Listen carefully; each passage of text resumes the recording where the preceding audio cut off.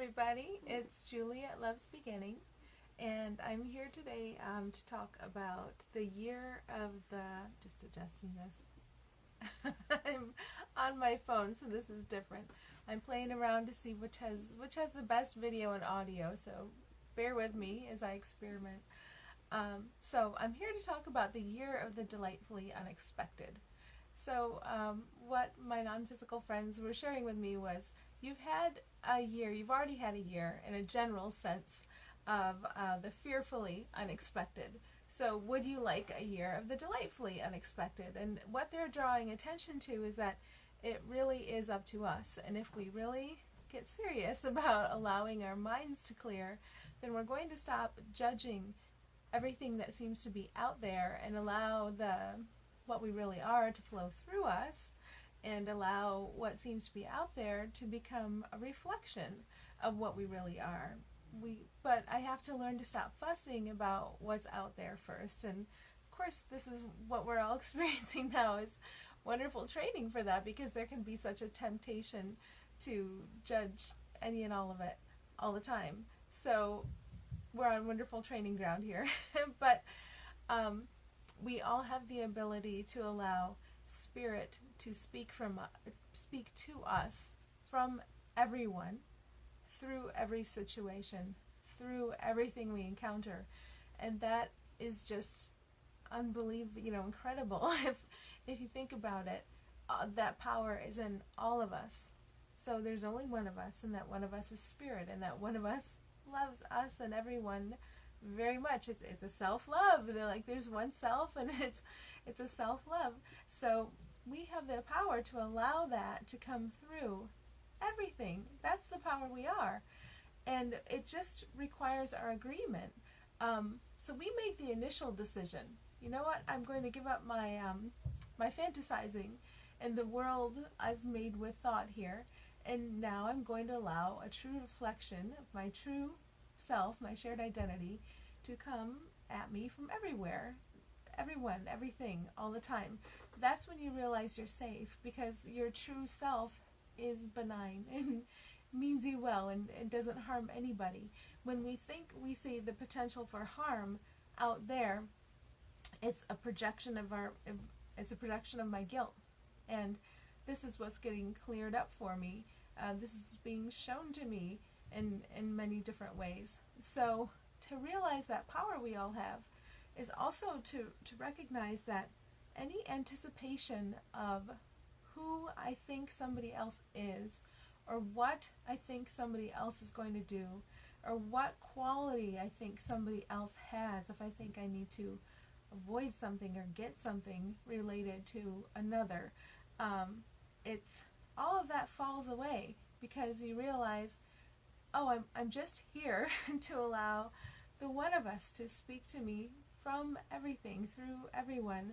And I don't know if you've had experiences of billboards giving you the perfect message at the right time, or a song, or somebody just walking up and saying the perfect words to you, the ones you needed to hear at the right time. This is the power we all have to accept this oneness we are, and to allow that oneness to run everything. And in order to be in that state of allowing, again, I can't give anybody an identity other than the identity of the one of us, what I want to speak to me through everything. And so I can't define and analyze and have opinions. So everything I'm used to falls away and has no meaning and has no value, but in its place is the delightful. So when we like a year of the delightfully unexpected, it's always up to us. And if I say yes, I make that initial decision. I want to keep fantasizing about strife. Yay, let's keep doing that. Or let's have the delightfully unexpected pop up everywhere. If I choose B, if I choose that one, that is when I take, I make the initial decision, this or that. But then after that, we take our hands off the rudder, off what's steering us, because this larger presence that everybody is, that can speak through everybody and everything and every situation, that's what's doing the work now. That's what's doing the work. So that's nice for us because it's a vacation. You allow that which truly is to do all the work, and you are an instrument or a conduit for that. So, what my friends have been telling me is this is the dream. Let's say we're experiencing the dream of separation perception, and we're making this dream with thought. So what they're telling me is you're in control of the dream. Is the dream a nightmare or delight? And so that points directly to how I'm accustomed to being a victim of circumstance, and how I might fight against dropping that notion. Is it scary or threatening to the separate identity to drop the notion of being a victim of circumstance? And in A Course of Miracles, what does it say? The wish to be unfairly treated. It talks about the wish to be unfairly treated. And you might think, well, how on earth could that be my wish?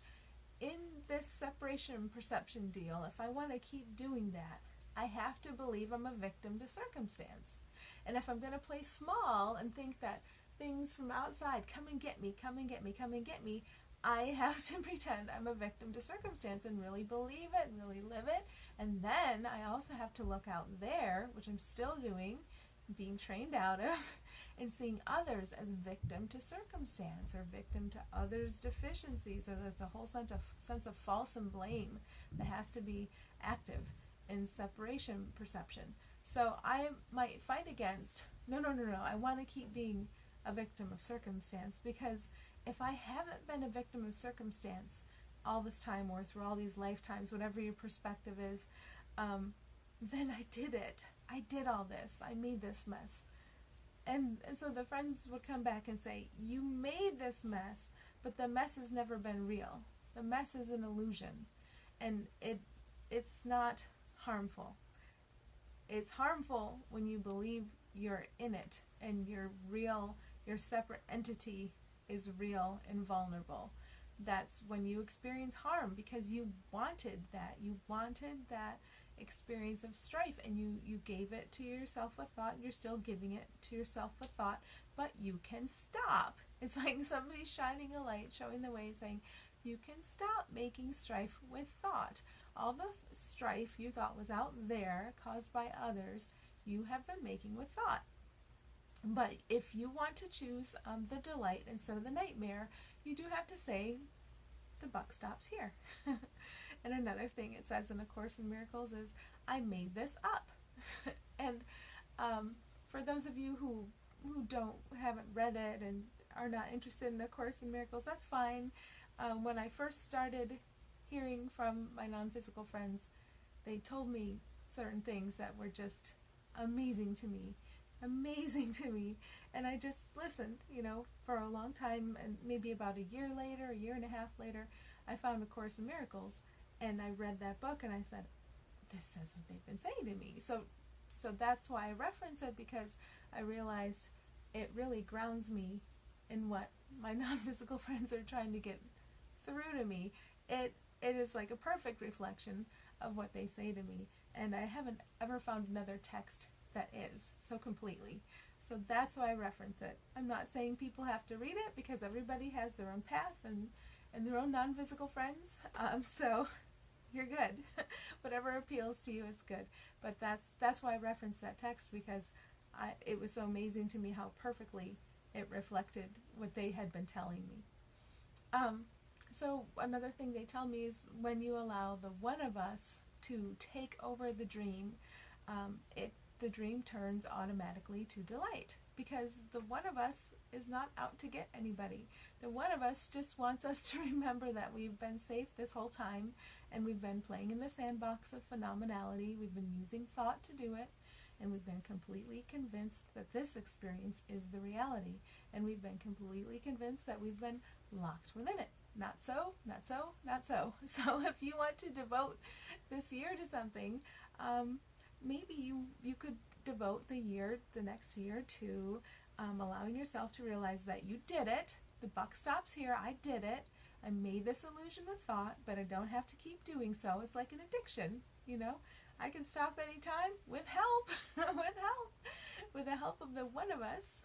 You can stop at any time. And so I can stop and I can place my focus there and I can make every day about that. I'm not making up for something that I did wrong. No wrongdoing was done here. Only confused thinking. That's it. Only confused thinking. So we don't have to fear some kind of punishment from the outside, because punishment never, still doesn't exist, and never existed before we made this illusion with thought.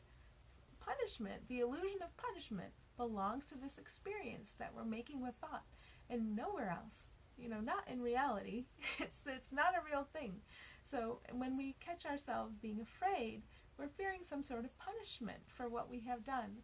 But the best thing for me to remember when fear comes, and it does, is that no one's done anything wrong here. It certainly can, if we're going to analyze this experience and break each other up into separate beings and assign blame and fault and keep playing that game. I've played it a long time in a lot of different bodies, and I feel very done. I feel very done. I'm ready to stop. And you might be ready to stop now too. So where we truly are is not in a body and not in the physical. We live in the light. And my friends will tell me we live in the light, and so do you. Your true being is not here, because here is an illusion that you're making with thought. So a useful metaphor is that you're in a coma and you're giving yourself this experience with thought while you're in a coma. Now that coma still gives you a body, so take the benefit of the image without getting confused by it. But it really is like we're in this deep sleep and we forgot what we were doing here. So we can make our living in the light, we can make that apparent, and it is up to us, and it is a choice.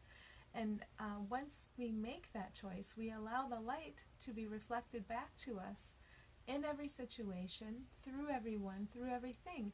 And it's a learning and unlearning process. It's a ride we're on. We're learning and unlearning how to allow the illusion we made to reflect love back to us through every situation, through everyone, through everything.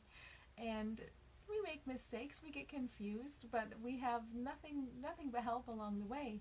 And when we realize that everybody else's, we look at them as else, as other, and when we realize that their true being is the light, we feel very safe in everybody's presence, because it's the same presence, and it's the same benign presence. And if we're aware of that, we can share that awareness everywhere we go. So again, are we willing to have a year of the delightfully unexpected? I think so, yes. Are we willing to admit we've been making this illusion with thought? I am, so let's see where this year takes us. It sounds like I'm making a New Year's post or something, but I was just given this concept of the next year, so I'm rolling with it. And here we go.